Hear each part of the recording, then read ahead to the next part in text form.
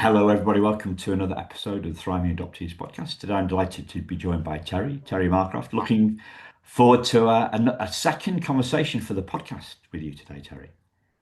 Nice to see you, Simon. Thank you so much for having me. You're very welcome. You're very welcome. So, Mm. listeners, if you haven't heard Terry's first interview, there's a link to it in the show notes.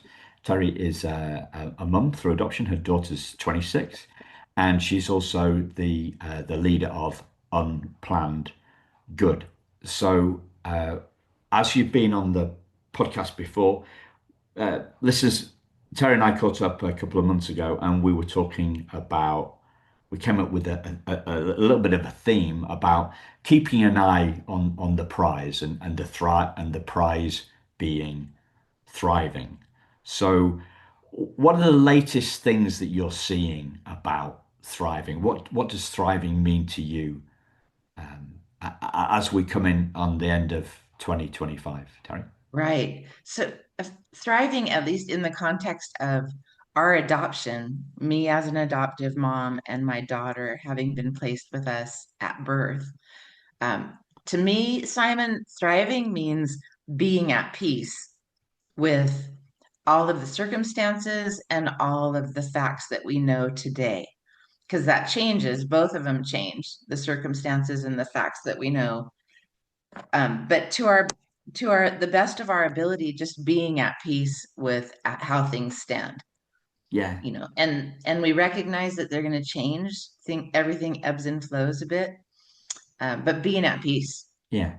So Mhm. we're at peace now, and we're at peace with change, and we're seeing change as kind of inevitable, right? Mhm. Because a lot of Right. people say that change is hard and change is scary, and oh Uh, yeah, change is hard, and I don't know if I can handle this change, and yet that that resistance doesn't do us a uh, lot of good, really, does it? no, because all of our relationships change over time. I mean, we're humans, we're growing, we're regressing, then we're growing again. Yeah, And so I think that because if any relationship is made up of at least two individual human beings, and because we change all the time, that means our relationship changes. yeah, And I know that my daughter's relationship with her birth mom, it's been through a lot of ebbs and flows. And sometimes it's closer and sometimes it's more distant. And sometimes that's because of where my daughter is in life. And sometimes it's because of where her birth mother is in life. So a lot of ebbing and flowing going on. And it's yeah. challenging to be at peace with that. But the best we can is to be honest about it, because I think that honesty is a big part of thriving. Because you need to have all of the information and be somewhat transparent in order to be uh, truthful, maybe, or what's the right word? Straightforward in the relationship. Yeah, straightforward. I mean, the whole thing, right? I come from a closed adoption, and Mm-hmm. your adoption is profoundly open, right? So, Mm-hmm. but there was 30 years between that. Uh-huh. I'm 58, your daughter's 26, so there's 32 Right. years between it. Right. Those years saw a lot of change, Uh-huh. and one hopes that an adoption built in openness, built in trust, built in a Uh-huh. lack of built in a lack of secrets Mhm. Yes. means is like an antidote to a lot of Hmm. pain, Yes. An antidote. Yeah. and it requires people to be strong right from the get-go, right? Yes. I Yeah, think so. There's a lot of strength that you need to have in order to deal with those ebbs and flows, in order to deal with the closeness and then some distance and then some closeness. yeah, Yeah. And that the other thing that made our relationship with her birth mother ebb and flow a lot is that for the first, 16 to 18 years, I was driving that relationship because my daughter was a child, was very young. So I was driving the relationship where we saw her birth mother and we could it was up to me how much time we spent with her, and it was up to me that we traveled to see her, and we actually stayed at her house for a few days, and all of that. I needed to make that happen. And then when Sydney turned 18 and graduated college, that was a big turning point for us, where I just said, this is now your relationship. You make it what you want it to be. Yeah, And they had each other's cell phone numbers in their phones, and so they could communicate directly, which they could anyway, but it was the responsibility shifted from me to yeah. Sydney and her birth mother. And was that scary? A scary thing for you? For me, Yeah, not at all. Part of that was preceded by her birth mother actually got angry with me about, like, kind of uh, battle of wills, maybe. right. She wanted Sydney to do something that I didn't think was healthy for Sydney. So I mean, Yeah, it was you just don't disagree. she wanted to sell Sydney her car, and and I said, no, we're not going to do that. And because her birth mother lived in another state, getting this 15-year-old car to Southern Yeah, California, it was just like, I don't see that happening. So I said no. And she was very upset with me about that. And so that kind of precipitated or preceded this change in relationship. But I think it would have happened anyway, where it was up to Sydney as an adult to take responsibility for this yeah, relationship and to make it whatever she wanted it to be. But no, it wasn't scary for me because that's her birthright yeah. to have that relationship. It's not something that I should be deciding once she became an adult. No, okay. So what helps you with the your own ebbs and flows and managing ebbs and flows in your own relationships? Well, in my relationship with this birth mother specifically, As it was as go as broad as you like, Terry. yeah. So from the narrow part, just my ebbs and flows with Sydney's birth mother, what drives me is my profound love for her and my respect for the way that she handled her pregnancy. Because I think that talk about strong. She was very strong and wise, which is different from strength, but she was very acutely aware of what would be a good outcome. And we worked hard together to make that happen during her pregnancy, because I met her halfway through her pregnancy. So we handled, as much as we could, walk together through the second half. We did that. And so I was so grateful to her and so much in love with her that drove all of my feelings towards her for the next, forever. And so that was just, yeah. I'll never feel anything different for her, I don't think, than the love that I have and the appreciation and the gratitude. Yeah. Yeah. Are we? So we're talking unconditional love here, really? Yeah, I mean, even yeah, because that it hurt me that she got so upset with me, of course, over the sale of that car. Yeah. But that doesn't change anything. That doesn't change the amount of love that I have for her and the way that I feel about her. Yeah. Yeah. Because it could have got in the way. It could have. Yeah, if we had both allowed it to. Yeah. But ultimately, when as Sydney becomes an adult, that's her relationship to manage.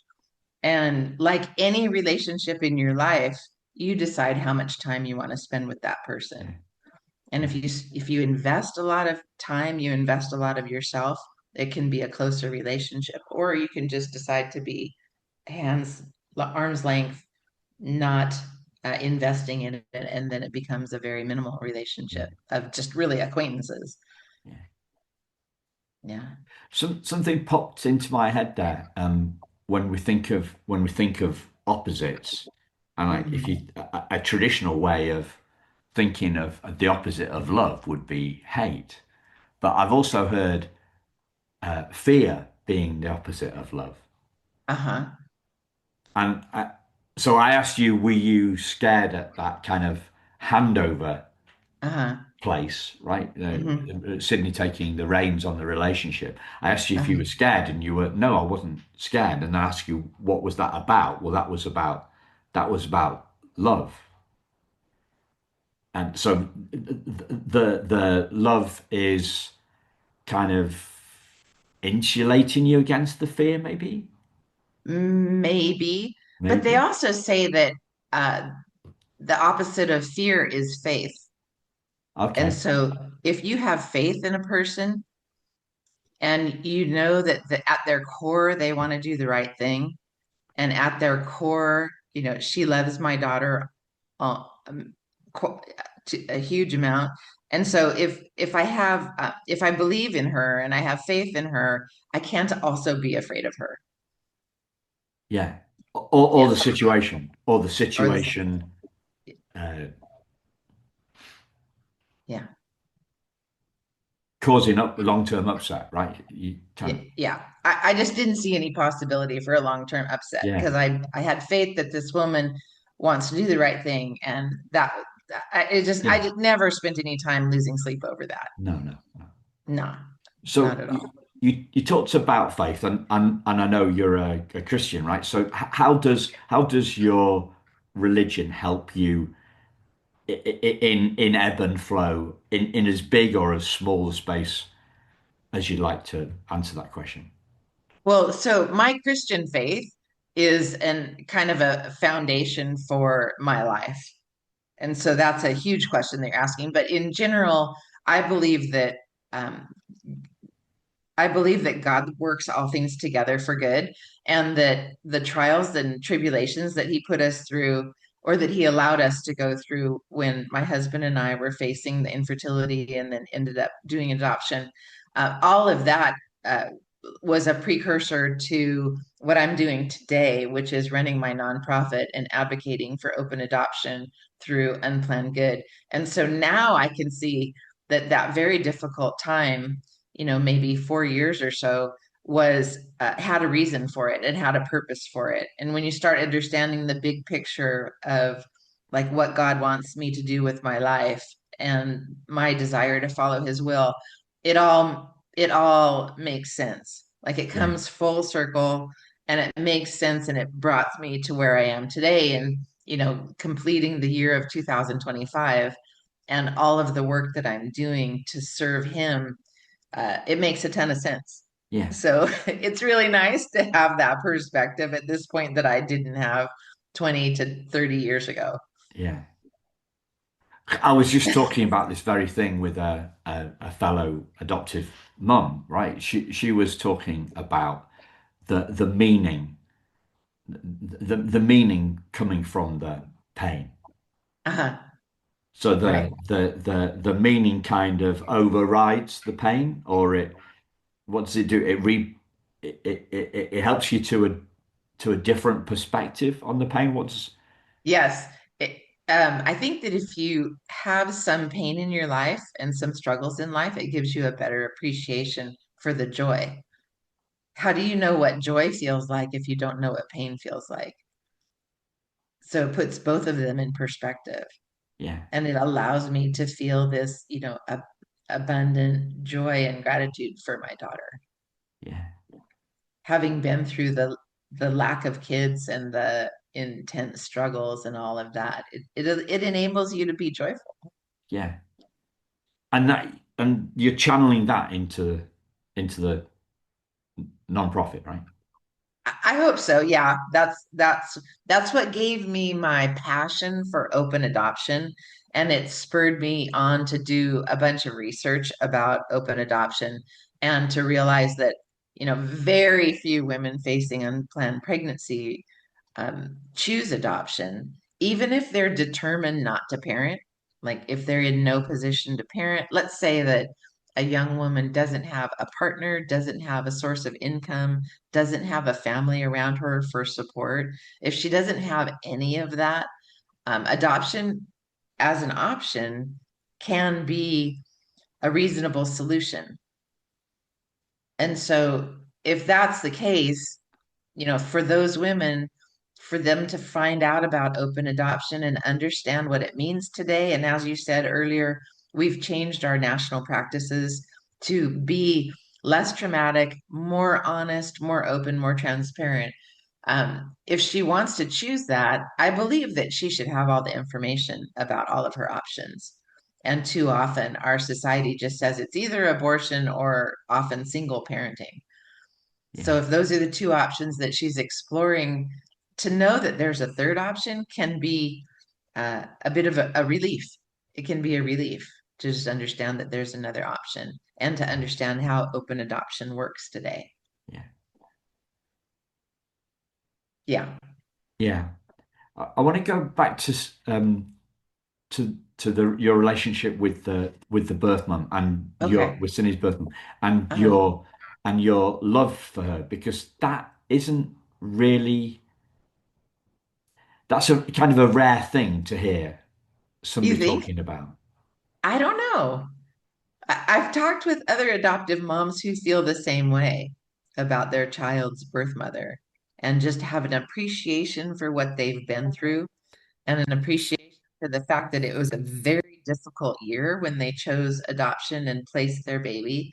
And then if you stay in touch through open adoption, you can actually learn that some of these women feel that it was the most not what's the right word for it? They think that they had a lot of growth in that year. And they're very glad that they went through it the way that they did because now they have a relationship with their child. Yeah, yeah. Because it's about understanding, right? I mean, I was talking before about understanding. So for myself, I had no idea of the story I know. behind, Yeah. right? Uh-huh. I got no story till I was, I don't know, 48, maybe Uh-huh. 48, 47, 48. You were just left to wonder. Well, yeah, and I didn't do a lot of wondering. Ah, Many adoptees do. wonder far more than I did, should we say? I didn't. Yeah. But in the absence of that, in the absence of that truth, I didn't have an appreciation for her position. Ah, uh-huh. I didn't know the story. I didn't Uh-huh. appreciate where she was at. I didn't Uh-huh. know, and I still don't really know how much pressure she was put onto because single parenting was very different in the 1960s Yeah. than it is now, or even 30, Right. 26 years ago when Sydney was born, right? Yeah. It's a different, huge societal shift Yeah. in that. Yeah, You didn't have the information and you didn't know her. I didn't know her. I didn't. Yeah. Yeah, And so you were just without all that information. yeah. And that, But I didn't know the healing power that was yet to happen. uh-huh. Right.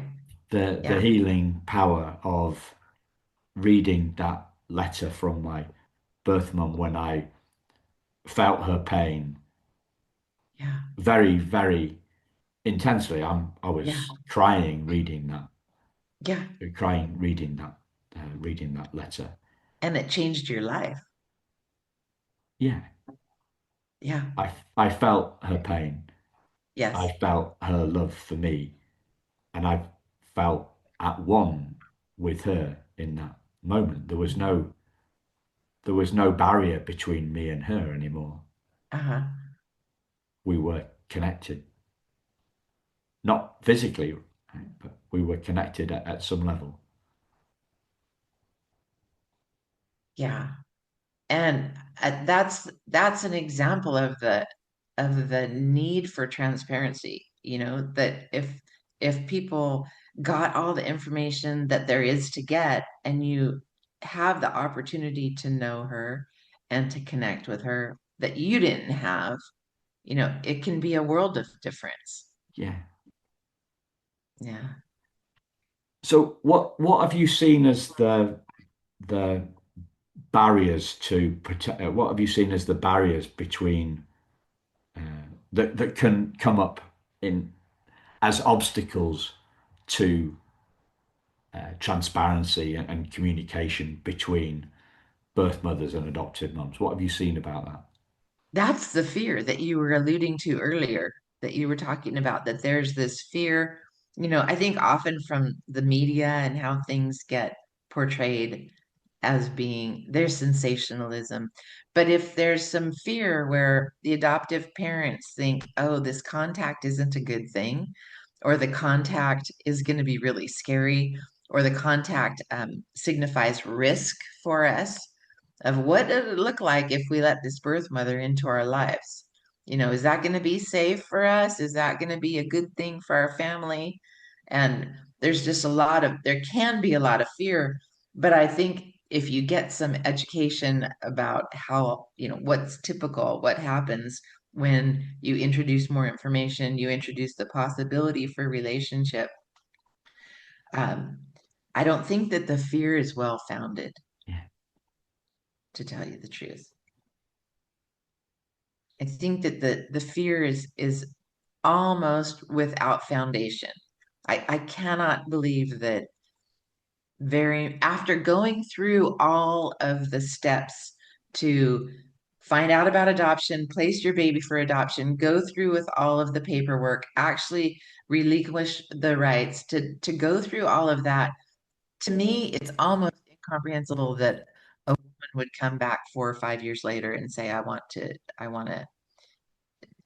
undo this, yeah, especially if she gets the care that she needs. I'm a big proponent of birth mother care and that's some of the legislation that we're working on, that the birth mother who's contemplating making an adoption plan, I firmly believe that she needs to have her own dedicated counselor for therapy sessions that can just help her to walk through, what does all this mean?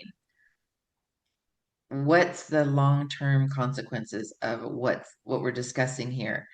So that she's clear and not coerced, because coercion is never a good yeah, a good influencer. So just that she's clear, she's making her decision out of her own free will, and if she is fully informed and she's choosing adoption, then I think they have a chance to make it into a really beautiful relationship. yeah. You were talking about Cindy's birth mother's strength, but there's got to be, what you're talking about here talks to me about your strength here. Okay. Um, yeah, I think that could be, or I don't know. I Strength, haven't ever thought faith. about it like that, Simon. Well, I don't think we're very good at, as human beings, we're not very good at seeing our own strengths. Uh, We yeah. don't, we tend to be tougher on ourselves. Uh-huh. We tend to, the inner critic, our inner critic overrides the inner coach or cheerleader.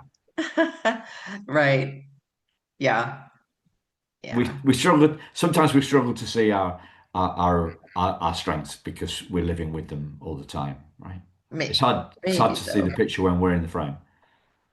Maybe so. Yeah. But our birth mother, the way that everything played out, she made this adoption plan and then she left for university.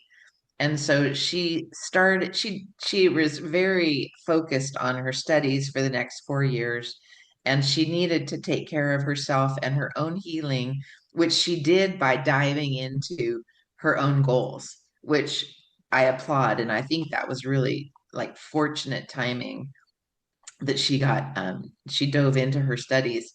And then after that, she joined the military. So she was whisked off to some other country.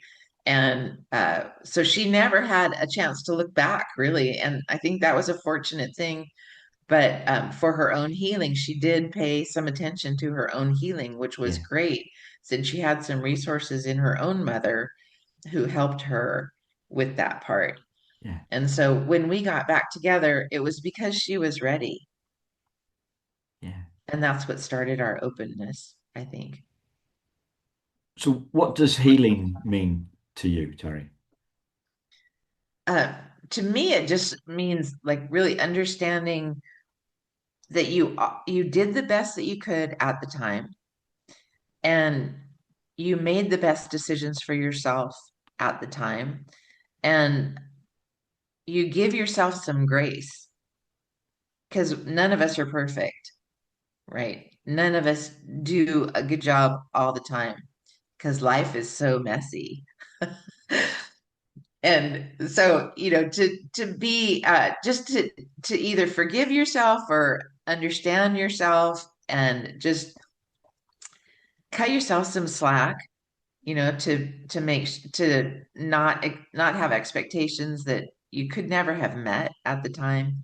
Just being understanding of yourself, and then saying, I did my best and I'm at peace with my decisions. Hopefully, that's what I hope and pray for her. Um, yeah. So I don't think she did a lot of looking back, although that would be a really interesting conversation to have today. Yeah. Yeah. Yeah. Before we hit record, you were talking about seeing the complexity Hmm. in adoption, right? Hmm. The I guess the trauma and the healing, or the tough stuff and the great stuff. What's your perspective on this area? Well, it's a huge complex topic. So I think there's a lot of both. There's a lot of trauma, there's a lot of healing, there's a lot of blessing. And for us, if we want to do the healing, we need to kind of look at all of that and take it in, soak it up, and see how things, balance each other out. Um, but at the same time, there's a core reason inside yourself where you make these gut decisions.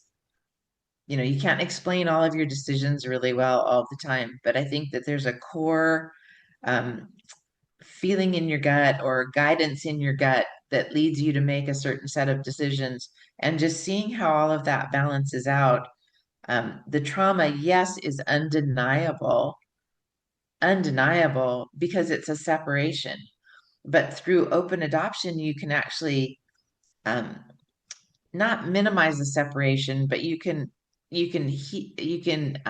make up for that a little bit by creating a relationship that's going forward. Yeah. I And mean, it's a so reduction of the separation, isn't it? I mean, it is a reduction, definitely. And because in separation, you don't get the information like you didn't, Simon. You didn't get that information that could have helped in the healing a long time ago. And if you get the information, then you can say, okay, now I know what I'm dealing with. But if you don't even know what you're dealing with, I think then the trauma is magnified. yeah, And that's very unfortunate. So yeah, I'm glad that standard practices have changed a lot from the days of closed adoption to today's more common open adoption.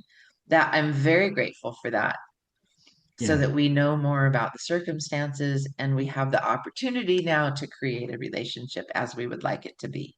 yeah. You used a word before we hit record, or a phrase. I think you said something like seeing that the trauma is not all encompassing. Does I that ring think the any bells? trauma doesn't have to be all encompassing. Right. If you're um, getting some healthy counseling and counsel, because the trauma is not the end of the story, right? The creation of new relationships is the ongoing story. If you let it be, the trauma, if you just focus on that and live in that, that's uh, that's more difficult. It's sadder than being able to put it in its context and then also appreciate the relationships that could come from it Yeah. and the love that could come from it. The word I love the word all encompassing, and the fact that it's not, um, that the trauma is not all encompassing. The word that I sometimes think of as this is engulfing. Like, we feel that trauma has engulfed us, right? Uh-huh. So the metaphor that's coming to mind is me as a kid playing, playing in some big waves, right? That's exactly what I had in mind too. Yeah, Yeah. and the waves take me off my feet, right? Hmm. And I'm spinning round. I'm in the wave, and Uh-huh. the wave has engulfed me, Uh-huh. but at some point I pop out, right? I'm not talking.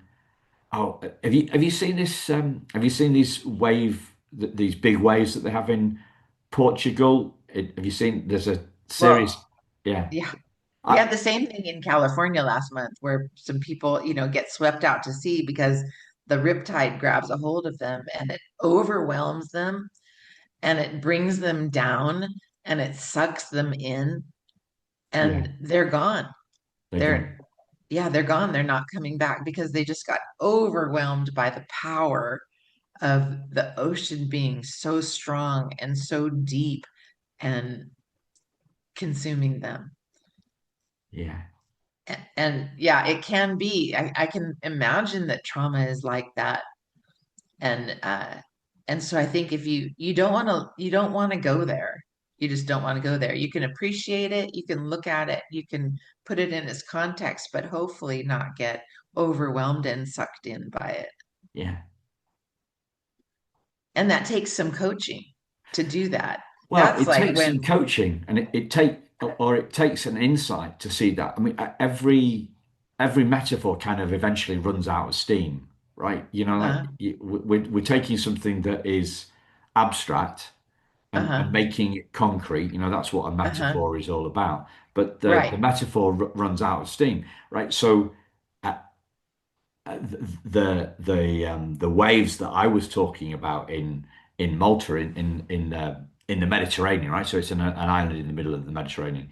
It, uh-huh, it they were maybe 6 foot waves, and I'm a little uh-huh, kid, so it spun me uh-huh, round. But I bobbed back to the surface, uh-huh, right? I wasn't taking they weren't like these humongous waves in California.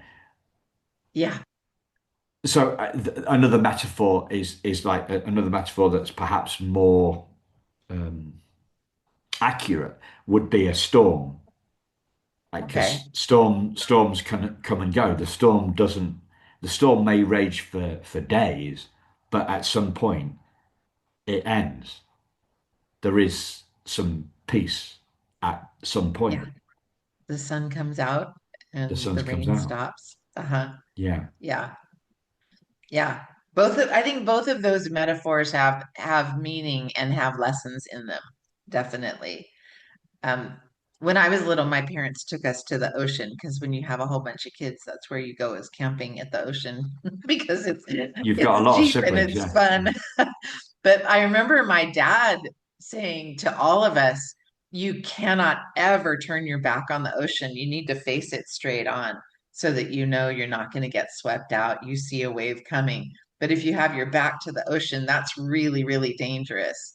And I think that makes the metaphor even stronger now to say you have to face it front on, yeah. and then you can deal with it and you can avoid being swept Yeah. out and dragged down. Yeah, both of them though.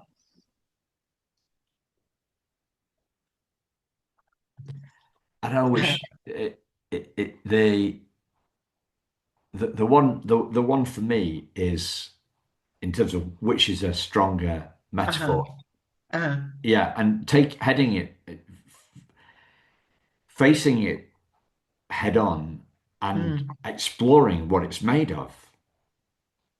Like trauma is it's a feeling thing. Uh-huh. It's a sensation thing. It It's is. It's deep. it's deep, but it like I was thinking we have to. I often talk about it being pre-verbal, right? People tell it's pre-verbal trauma, Uh-huh. and it's actually probably even more than that. It's non-verbal. Ah. Yeah, it's Uh-huh. you It know, is. big feelings are different to thoughts. They're not, it's not about the words. Hmm. It's about what, it's about what we're feeling, and feelings come and go. Well, what Hmm. they are like storms, but we're the Uh-huh. sky in which they come and go. We're the peace Uh-huh. that passeth all understanding, the peace that's behind all the storms. The sky's always there, Uh-huh. even in the blackest of storms. We can't see it, Uh-huh.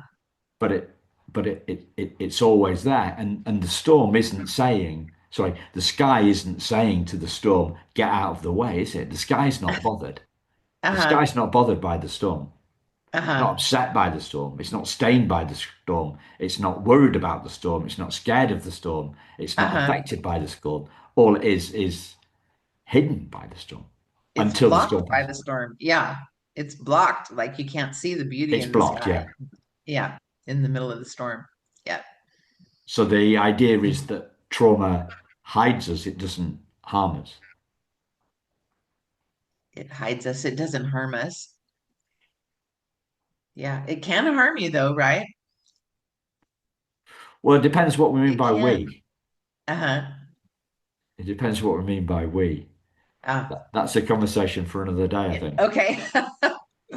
Yeah. I'm talking about just so we don't keep the readers hanging on there, right? Uh, Or the listeners, sorry. I'm talking about um, what Richard Schwartz, the founder of Internal Family Systems, refers to as the uppercase S self. uh-huh. What Richard Rohr, is a Christian mystic, would Okay. call the immortal diamond. Okay. Know about that. Yeah. Yeah. Hmm. It's who we it's what's underneath our psychology. Ah, uh-huh. The underline. Yeah. Hmm. Hmm. We talked Yes. about Lots of different. ebbs and flows, didn't we? And Yes, we then did. we talked about ebbs and flows, and then we got onto storms and waves. Uh-huh. Amazing, Right. Interesting amazing. analogies. Yeah. Hmm. Does your faith? You said it's a foundation in this area for the ebbs It's and a flows foundation in general. in Yeah. general. Yeah, Uh-huh. yeah, Whatever. Yeah, I find it very helpful so that when you're going through a hard time, um, like I say, it's the opposite of fear, so it can help. Faith is the opposite of fear, so you can not have both of them coexisting at the same time. And I find that helpful. I find that reassuring. yeah, I think people who are have a strong faith will get that, and sometimes people don't understand that. But no, that's my outlook. yeah. And has it got stronger? Absolutely. It's gotten stronger as my work has changed and taken different turns. Yeah, because I've gotten into a lot of areas in promoting Unplanned Good and the idea of open adoption. I've got into areas where I had no past experience. And so it's been interesting that things are changing so much and that I could make some progress in areas that I had no background. So it's been helpful to just realize that God is leading me into these new areas and then equipping me to be successful in them. Yeah. So you mean it's like empowering a leap of faith? Is that what you're talking Yes, about? it is a leap of faith. To just follow direction, it is a leap of faith. Yeah.